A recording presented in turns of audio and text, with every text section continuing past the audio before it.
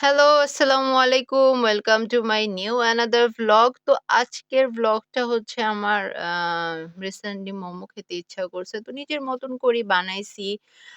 তো ১ম এ ময়দার ভিতরে একটু তেল দিয়ে আমি ভালো করে ২ টা একসাথে মিক্স করে নিয়েছি। আমি একটু লবণও দিয়েছিলাম।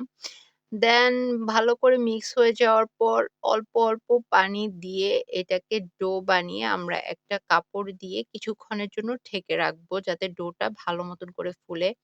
দেন আমি আ বুকের যে পিসটা আছে সেটা ভালো করে কেটে নিয়ে আমি এটা আমি ব্লেন্ডারে দিয়ে এটার মধ্যে আমি কাঁচামরিচ, তারপর ধনিয়া পাতা, লবণ, পিঁয়াজ, তারপর ওই যে পেঁয়াজের কলি, টেস্টেল সল্ট, তারপর হালকা একটু তেল দিয়ে আমি ভালো করে এটাকে পেস্ট করে নিবো।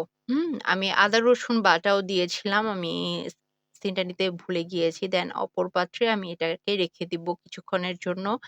দেন এই যে আমি গোল করে কয়েকটা মোমো বানাইছি সেটা হচ্ছে আমি আরকি আ সেট করতেছি আরকি। তো এটার মধ্যে ময়দা দিয়ে আমি ভালো করে একটু মেখে রাখলাম যাতে আমার বেলতে সুবিধা হয়।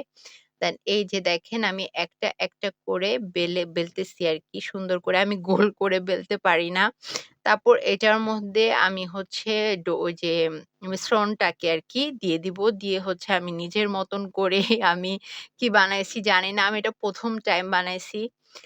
তো তারপর হচ্ছে আমি মেয়োনেজটা মেক করব। একটা ডিম, তারপর দুধ দিব ২ প্যাকেটের মতন। দেন হচ্ছে একটু চিনি দিব। তারপর হচ্ছে লবণ দিব।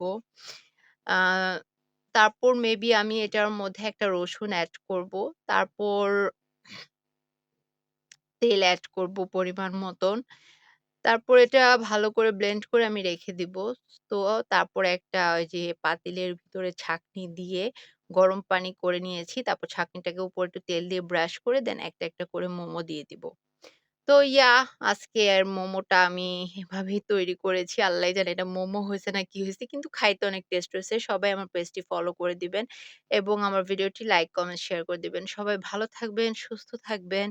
আল্লাহ হাফেজ সবাইকে।